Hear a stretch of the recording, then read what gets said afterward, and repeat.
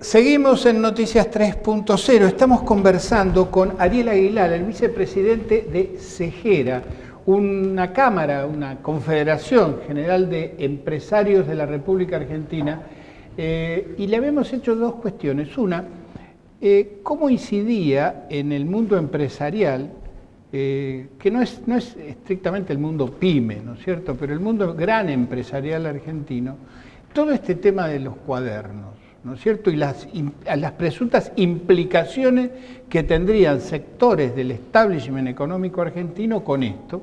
Y en segundo lugar, ¿cuál sería el programa mínimo que ustedes pedirían o propondrían a un gobierno que intenta retomar el camino de la industrialización? Respecto a la causa de los cuadernos, y lo hablábamos en CEGERA en ese momento cuando estalle y demás, a ver, nosotros planteábamos dos temas. Primero, que en el tema de la obra pública, que no es una cuestión del gobierno anterior, que es donde se centraba esta historia, no es un tema del gobierno anterior, es un tema que lleva 40 años. 40 años lleva. En las cuales las pymes que nosotros representamos y generan el 80% del empleo en la Argentina no tenían casi nada que ver, porque estaban fuera de ese esquema y de ese escenario. Exacto. Y nosotros lo que planteábamos es decir, ojo con este tema, porque en el medio nos estaban tapando la tasa de interés, la suba de importaciones, la caída del consumo. A nosotros nos preocupaba más eso. Después, como toda la sociedad, digamos, primero es un shock en el cual ves nombres importantes de empresarios, ves empresarios de empresas nacionales importantes, claro, y también empezás a leer que a diferencia de los procesos como en 1976 o el de los 90, si querés, como anteriores de etapas neoliberales, esta vez fueron por las grandes empresas nacionales, que no es menor. Claro que no es menor. Ahora, fue pasando el tiempo y empezaron a descubrirse otras cosas. Y empezaron a notar que desde determinados lugares de la justicia se apretaba empresarios para que declaren tal o cual cosa. Y yo no digo que no se investigue la obra pública 40 años para atrás, si querés, ¿eh? ¿Está bien? Sí, toda. Sí. ¿Toda? Todo. Fantástico. En la cual nosotros de verdad no tenemos nada que ver porque estamos fuera de ese esquema. Claro. Y la verdad que a nosotros también nos perjudica ese tipo de contrato y demás que se han hecho a lo mejor históricamente en la Argentina. Ahora, querer resumir eso solo en el gobierno anterior, primero no era creíble. Segundo, cuando se utiliza para perjudicar la gestión de un gobierno que tendría muchos defectos, pero que tenía un proyecto industrial que a nosotros sí nos incluía como sectores pymes. Entonces la lectura del empresario empieza a ser, bueno, esta es una cuestión que está teñida de otros matices, en las cuales empieza a saltar ahora que no es verdad, y que lo que querían, además de todo esto, era llevarse puesto un proyecto industrialista, y ahí sí, no nos tapen con los cuadernos la vida real. Respecto a la segunda pregunta que hacías, hay cosas básicas que nosotros planteamos y que tienen que ver iniciales. Sí, sí. No cerrar las fronteras, una mentira que instaló primero Cabrera, que en la Argentina las fronteras estaban cerradas y que no entraban productos importados. Es una mentira absoluta. En mi sector solamente en el año 2015 entraron 15 millones de productos importados. El problema es que hoy tengo 52. ¿Se entiende? Claro. No es que no entra... Digo, plantear un nuevo esquema de administración del comercio exterior, no cerrar las fronteras, establecer un esquema de tasas que no superen el 18 o 20% para empezar a reactivar, para darle crédito a nuestros clientes, establecer un esquema de salarios que no se discutan a la baja, que es el proyecto de las grandes empresas, tener salarios bajos, pero el salario bajo me funde como empresario pyme porque me quedo sin mercado. Porque consumidor. Exactamente, y plantearnos un esquema, retrotraer las tarifas por lo menos un año atrás y plantearnos una segmentación para ver cómo se distribuye el tema de los incentivos y de las tarifas.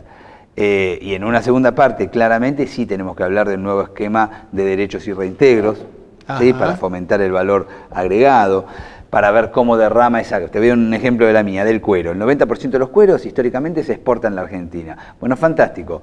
¿Cómo ponemos más reintegros para la manufactura? Y por otro lado, esas retenciones que se le cobran al cuero, ¿cómo las hacemos derramar no solo hacia toda la sociedad, sino dentro de la misma cadena de valor? ¿Se entiende? Hacia la actividad. Entonces, claro. Digo, hay un montón de ideas que nos podemos plantear de cara al futuro, pero inicialmente esas 4 que te dije que tienen que ver con cuestiones que resuelven inicialmente devolverle un poquitito el consumo al mercado interno. Y porque yo siento, andando en la calle, hablando con gente, amigos y no amigos, que hay una especie de desánimo, es decir, como que nos han golpeado mal. ¿Cómo se levanta esta situación, habida cuenta por ejemplo, de la deuda externa que deja este gobierno? ¿Cómo se levanta esta situación? Claro, ¿cómo se levanta este espíritu argentino para poder encarar todas las tareas que hay que encarar? Si vos empezás a mover un poquitito la rueda económica, de producción, un poquito nomás, sí, ya empieza a cambiar el humor. Ya terminaste con las suspensiones, no te dije que vamos a estar fantásticos, pero terminaste con un poco las suspensiones, paraste un poco las importaciones y esa fábrica que a lo mejor le fabricaba, digo, una marca, ¿no?, de zapatillas, Nike, Adidas, qué sé yo, que está importando todo, dice, bueno, voy a hacer un poquito el mercado local. Digo, el humor empieza a cambiar cuando vos tenés trabajo, de eso no tengas dudas. Claro. Cuando yo veo las reacciones individuales que hay en la sociedad, yo creo que tienen que ver mucho también con lo que pasa en el día a día económico, de que le aumentan la tarifa todos los días, que le aumentan los alimentos todos los días. Claro. Entonces, es agobiante. Es agobiante y eso en el día a día, como empresario te pasa, imagínate a la gente que no llega a pagar las tarifas, que elige que tuvo que salir del colegio privado, ir al público, y yo no digo que está mal caer en la escuela, de hecho, pero no me pasa por ahí la cuestión. Todos sus gastos, claro. Claro, entonces yo creo que el humor empieza a cambiar a partir del momento en que vos empezás a tener más trabajo. Creo que es fundamental. Y respecto a la deuda, está claro que va a condicionar el futuro de todos los argentinos. Pero no digo como cuando dicen, la van a pagar mis nietos. Sí, yo ya lo sé, pero yo tengo que resolver algo ahora. Entonces, ahora lo que primero tenés que hacer es reestructurar esta deuda, ¿está bien? Y después tenés que volver a sacarte de encima al Fondo Monetario Internacional que te condiciona. Claro. Por favor, miren Portugal, lean Portugal. Claro. Hizo todo lo contrario a Grecia. Totalmente. No siguió las políticas de ajuste. El ejemplo de Portugal es, creo... Entonces digo, ¿hay forma de desprenderse del fondo? Sí, tendrás que pagar también. Porque hay una diferencia. Esta deuda, a diferencia de la deuda de la época militar, fue contraída por un gobierno elegido por todo el pueblo. Entonces, vamos a tener que discutir cómo se paga. Pero no es tan fácil desconocer una deuda tomada por un gobierno que ya será juzgado, si se quiere, por lo que hizo. Pero me parece que hay compromisos que los vas a tener que cumplir porque se dio en un marco democrático. Ahora, ¿qué dice? ¿Qué opinan los empresarios cuando, por ejemplo, el presidente de la República, como el otro día, dice que tenemos que dejar de vivir de prestado? Digamos, siendo un gobierno que tomó un Estado que no había pedido prestado y lo endeudó. Es decir, ¿cómo interpretan ese doble discurso? No, ya no se interpreta, ya empieza así a ver que hay, no sé si una burla, una falta de respeto, si querés, al sentido común, sobre todo de la sociedad toda, pero del empresario que vive. El empresariado. Y sí, porque el día a día, cuando viene el otro día Duhovne y dice, esto está reactivando, bueno, que venga a la calle, que venga a la fábrica, que venga a los comercios que están cerrando, y que me cuente dónde está reactivando, porque esto no lo estamos viendo. Entonces es muy difícil que puedas tapar ese día a día. Y respecto a Macri y al vivir represtado y demás, hay una concepción de culpar a la cuestión individual, por decirlo de alguna manera. Pasó en Europa. Europa es el primer, digamos, ejemplo de los últimos tiempos en el cual empieza ese discurso de alguien tenía que pagar la fiesta, no podíamos vivir de prestado. Y toda esta cuestión en la cual vos estás diciendo estaba mal como vivía, hay que ajustarse porque después viene el derrame y todos vamos a estar bien. Eso no pasó en ninguna parte del mundo.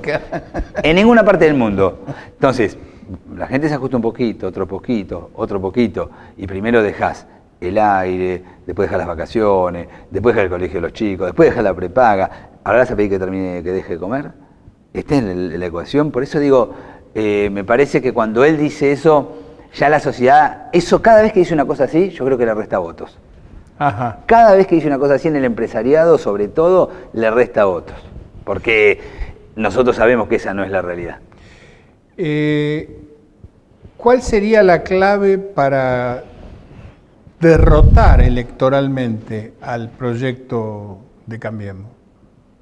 ¿Dónde está la clave, el punto angular para poder derrocar o derrotar a este gobierno electoralmente? Hay una parte que se está dando, de hecho, y que tiene que ver con la economía. Que el gobierno quiere no tocar ese tema y plantarse en otros temas para no dar esa discusión, pero yo soy de los que creen que con la economía no alcanza.